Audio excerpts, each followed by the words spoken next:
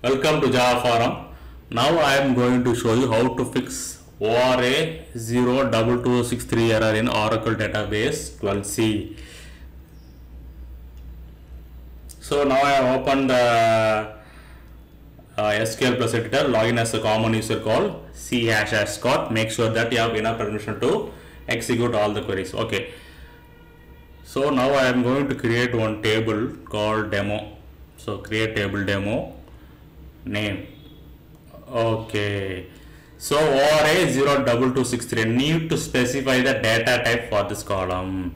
So what we mean by this is column name alone is not a mandatory one. We need to specify some data type for that column name. So column name and data type to that column name along with size is a mandatory one while creating the table. Okay, so that is a fix for this ORA-02263 issue.